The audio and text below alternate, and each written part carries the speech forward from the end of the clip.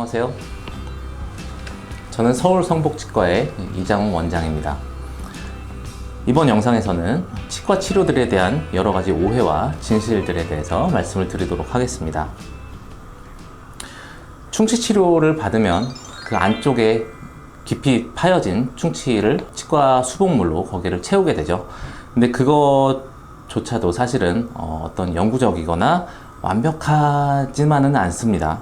하다못해 원래 가장 단단했던 치아조차도 어떤 외부의 충격에 의해서 깨지고는 하는데, 그 안쪽에 파여진 부분을 수복물로 채웠을 때에는 그 경계면 부분에 통해서 깨진 틈이 생길 수도 있고요. 그 틈을 통해서 2차 충치라고 하는 충치가 다시 생길 수도 있습니다. 그렇기 때문에 충치 치료를 받으면은 안쪽에 재발 가능성을 항상 염두에 두고서는 양치 습관을 그 경계면까지 잘 닦는 습관을 들여야 되고요. 정기적인 검진도 필요할 것 같습니다. 신경치료를 하는 과정은 치아의 머리 부분에 구멍을 내고 그 안쪽에 치아 뿌리 쪽을 향해서 신경을 제거를 하고 신경을 녹여내면서 안쪽에 오염된 세균에 의해서 오염되고 감염된 신경을 긁어내는 과정이 포함이 됩니다. 근데 그 과정을 통해서 안에 신경을 다 제거하고 깨끗하게 소독을 했다 하더라도 치아의 뿌리 끝에 아주 미세한 양의 세균이 남아있을 수 있으세요. 이게 치아를 꺼내 가지고 안에 치아의 뿌리 쪽에 제거를 소독을 한 다음에 다시 치아를 넣는 과정이 아니라, 치아가 입안에 들어가 있는 상태에서 치아의 구멍을 내고 안쪽으로 제거를 하고 소독을 하는 것인 만큼 아주 완벽한 치료라는 것이 사실은 불가능하거든요. 그래서 치아의 뿌리 쪽에 아주 미세하게나마 농도로 세균이 남아 있지만, 사실 그 정도의 농도는 우리 몸의 일반적인 면역력에 의해서 컨트롤이 되는 수준입니다. 그런데도 불구하고 몸의 컨디션이 안 좋아졌을 때, 예를 들어 육체적인 스트레스가 있거나 정신적인 스트레스가 있을 때, 그럴 때는 몸이 상당히 피곤하죠. 그러면서 면역력이 안 좋아지고요. 그 면역력이 안 좋아졌을 때 그 아주 미세하게 남아있는 세균의 활동이 다시 시작이 되는 경우가 있습니다. 그래서 신경치료를 하고 나서도 치아가 다시 아파지는 경우가 있는데요. 이런 경우에는 일단 치과에 오시면은 먼저 항생제나 소염제 등을 투여를 하면서 그 통증을 조금 가라앉히고요. 그 가라앉히면서 그 세균의 활동을 조금 억누르는 상태에서 본인의 컨디션을 조금 관리를 하셔서 몸의 면역력을 좀 키우셔야 되세요. 그러면 다시 그 약의 효과가, 이제 그 약을 그만 드시고 약의 효과가 줄어드는 때에도 몸의 컨디션이 좋아지고 면역력이 좋아지면서 그 치아의 통증이 다시 한번 면역력에 의해서 컨트롤이 되면서 괜찮은 치아로 될 수가 있습니다. 그러므로 일단 신경치료한 치아에 통증이 생긴다 하더라도 일단 치과에 오셔서 상담을 받으시고 어떤 치료를 받으실지 상담을 하시는 게 좋을 것 같습니다. 사랑니가 있다고 해서 꼭 뽑아야 되는 것은 아닙니다. 사랑니가 올바른 위치와 방향으로 나 있다면은 사실 사랑니보다 조금 더 앞쪽에 있는 그 치아와 유사하게 씹는 역할을 할 수가 있거든요. 그래서 사랑니가 만약에 씹는 역할에 도움을 주는 형태다 하면은 굳이 빼게 되지는 않습니다. 대신에 사랑니에 우식이나 통증이 있을 때에는 뽑기도 합니다. 그러면 사랑니가 통증이 있어야만 뽑느냐라고 오해를 하실 수가 있는데, 사실은 아니고 통증이 없어도 뽑을 수도 있습니다. 사랑니가 난 방향이 올바른 방향이 아닌 경우에는 사랑니가 약간 이렇게 삐뚤음하게, 앞에 치아가 이렇게 있음에도 좀 삐뚤음하게 됐을 때 그 사이에 음식물 찌꺼기가 잘 낄 수도 있고 염증이 생길 수가 있습니다. 그런 경우에는 사랑니 앞쪽에 있는 치아에도 충치를 만들 수가 있어서 미리 음식물이 끼기 전에 그 사랑니를 빼게 되는 경우를 종종 보게 되는데요. 단 거기에 대해서는 사랑니가 가장 턱의 뒤쪽에 있으니까 신경이랑 가깝거든요. 그래서 신경과의 거리를 미리 확인하시고서는 사랑니를 뺄 때 그거를 통해서 얻게 되는 이득과 사랑니를 뺄 때 밑에 신경 때문에 가지게 되는 어떤 위험도를 종합적으로 판단을 해서 사랑니를 뺄지 말지를 결정을 해야 될 것 같습니다. 일반적으로 치아는 앞으로 쏠리는 힘을 받습니다.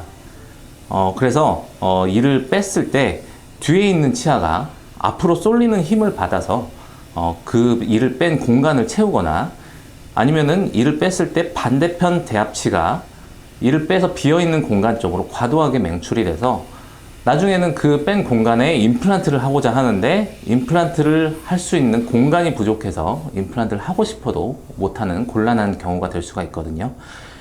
그래서 이를 빼면은 그대로 방치하지 마시고 임플란트를 하시거나, 혹은 브릿지, 그러니까 그 이를 뺀 치아보다 앞에 있는 치아와 뒤에 치아를 깎고 씌울 때 브릿지를 연결하는 방법을 통해서라도 빈 공간을 보완을 하셔야 나중에 곤란한 일이 없도록 될 것 같습니다. 충치는 일반적으로 치아의 머리 부분에 생기는 어떤 우식, 그 어떤 충치 구덩이가 생기는 것을 말을 하고요.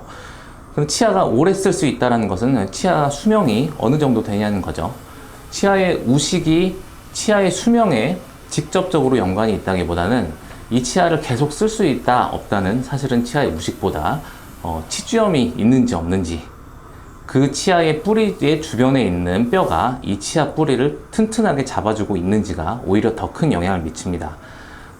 만약에 치아 우식이 없는데도 불구하고 밑에 치아 뿌리 쪽의 주변에 염증이 굉장히 심하고요, 치조골이 굉장히 많이 없어져서 치아가 많이 흔들리게 된다면은 우식이 없는데도 불구하고 이를 빼고 임플란트를 하셔야 되는 경우가 될 수 있고요. 우식이 있는데도 만약에 치아의 밑에 쪽에 치아 뿌리 쪽이 굉장히 건강하다면은 우식을 치료를 하고, 혹은 어떤 경우에는 신경치료까지 해서라도 치아의 머리 부분을 다시 얹을 수가 있기 때문에 치아의 수명은 충치의 유무가 아니라 치아 뿌리와 치조골이 결정한다고 할 수 있습니다. 임플란트를 하시고 나서는 많은 분들이 씹는 느낌이 좀 잘 안 든다 라는 말씀을 하시는 경우가 있으세요. 치아 같은 경우에는 치아 뿌리 주변에 치주인대라는 것이 있어서 치아가 씹는 느낌을 이렇게 위에서부터 받을 때 밑에 쪽에 있는 치주인대가 그 씹는 압력을 느끼면서 감각이, 우리가 이제 뭔가를 내가 씹고 있구나 라는 감각을 느낄 수가 있는데요. 임플란트는 이런 치주인대라는 게 없고요. 임플란트의 밑에 쪽에 고정체라고 하는 치아 뿌리 역할을 하는 것이 바로 뼈와 밀접하게 아주 접촉이 되어 있기 때문에 감각을 느낄 수가 없습니다. 그래서 예를 들어서 오른쪽에 위에 치아나 아래 치아나 둘 다 임플란트를 한 경우에는 위에 치아 아래 치아 둘 다 치아가 없기 때문에 치주인대를 통해서 씹는 감각을 느낄 수가 없으세요. 그래서 임플란트가 위아래 둘 다 잘 만들어졌음에도 불구하고 음식의 분쇄 혹은 저작에 대해서는 잘 진행은 되지만 씹는 감각에 대해서는 굉장히 둔하게 느끼실 수가 있으세요. 그래서 잘 씹힐 수는 있지만 씹히는 감각만 조금 부족하실 수 있다는 것에 대해서는 알고 계셔야 될 것 같습니다. 임플란트를 했을 때 영구적으로 쓸 수 있으면 참 좋겠죠. 그런데 임플란트도 사실 치아를 유사하게 본따서 만든 것인 만큼 마치 치아처럼 치아 주변에 치주염이 생기고 주변 뼈가 녹을 수도 있고 하는 것처럼 임플란트도 제대로 관리가 되지 않으면은 주변에 세균막이 생기고 그 세균막이 치석이 되고요. 그 치석 때문에 치주염처럼 임플란트 주위염이라는 것이 생기면서 주변에 뼈가 녹고요. 고름이 나오고 결국에는 임플란트를 빼게 되는 경우도 있을 수 있으세요. 그리고 꼭 전체적으로 임플란트를 뺀 것이 아니다 하더라도 임플란트의 머리 부분이 그 씹는 힘을 오랫동안 받으면서 그 부분에 깨져나가거나 뭔가 문제가 생길 수도 있기 때문에 임플란트를 완전히 빼야 되는 경우 말고도 치아의 머리 부분에 대해서 보수가 진행이 돼야 되는 경우도 있습니다. 따라서 임플란트도 정기적으로 오셔서 문제가 없는지 검진을 하시고, 그렇게 본인이 치아처럼 칫솔질로 잘 하시면서 주변에 치면 세균막이 생기지 않게 잘 관리를 하셔야 될 것 같습니다. 자기 치아를 최대한 오래 쓰는 것이 좋다라는 어떤 생각은 사실 어떤 면에 있어서는 맞는 말일 수 있고요. 어떤 면에 있어서는 틀린 말일 수도 있으세요. 일단 기본적으로는 본인 치아를 최대한 오래 쓰는 것이 좋습니다. 그게 감각도 가장 살아있고, 그리고 아무래도 자기 치아를 빼시게 되는 것도 큰 상실감이 있거든요. 그래서 자기 치아를 최대한 오래 쓰는 것이 사실은 맞지만 어떤 경우에 치아 주변의 염증이 주변 뼈로 계속 커져서 그 치아에 생긴 염증뿐만 아니라 염증이 점점 넓어져서 주변 치아까지 더 안 좋아지거나 혹은 해당 치아가 임플란트를 하고 싶어도 주변 뼈가 너무 많이 녹아서 임플란트를 할 수 없을 정도로 뼈가 녹을 수도 있거든요. 그렇기 때문에 그 정도로 되기 전에 적절한 시기에 이 치아를 오랫동안 쓸 수 없다라는 어떤 확정이 되고 나면은 적절한 시기에 이를 빼는 것이 임플란트의 시술 성공 가능성을 높일 수가 있습니다. 임신 초기에는 치과 치료가 어떤 유산의 위험성 때문에 혹은 임신 후기에는 조산의 위험성 때문에 치과 치료는 응급 치료를 제외하고서는 사실은 치과 치료는 지양합니다. 예. 그렇지만 임신 중기, 우리가 이제 임신 4개월 차, 5개월, 6개월 차를 임신 중기라고 하는데 상대적으로 이때는 어떤 치과 치료에 대한 어떤 위험성이 줄어들어서 대부분의 치과 치료는 가능하세요. 특히 임신 중에 정기적인 구강 검진이 굉장히 중요한데요. 임신했을 때 임신이 계속 지속되게 유지하는 임신 유도 호르몬이 임신성 치은염을 유발할 수가 있고요. 이 임신성 치은염은 만성 치주염으로 발전할 수가 있습니다. 그래서 많은 분들이 출산 후에 잇몸이 급격히 안 좋아지시는 분들이 있는데요. 방사선 촬영은 가능하면 피한다 하시더라도 임신 전과 임신 중에도 구강 검진을 정기적으로 오시거나 스케일링을 정기적으로 하시는 것이 꼭 필요하실 것 같습니다. 어린아이의 유치는 여러 가지 기능을 하고 있는데요. 먼저 씹는 기능을 하고요. 그리고 치아가 있을 때 발음의 기능도 하죠. 어린아이들이 앞니가 빠졌을 때 발음이 새는 경향이 있는 것처럼요. 그리고 영구치, 그 유치가 빠졌을 때 밑에 쪽에서 나는 영구치가 잘 날 수 있게 길을 터주는 길잡이 역할을 하기도 합니다. 그리고 저작 작용을 통해서 그 주변의 턱뼈와 주변 근육을 성장과 발달을 촉진해주는 역할도 합니다. 유치에 충치가 발생을 했을 때 우식이 심해져 생긴 염증이 밑에 쪽에서 계속 연그러져 가고 있는 영구치의 형성과 발달을 저해하는 그런 단점이 생길 수도 있으세요. 그리고 심한 우식이 생겼을 때는 유치를 일찍 뽑게 될 수도 있는데요.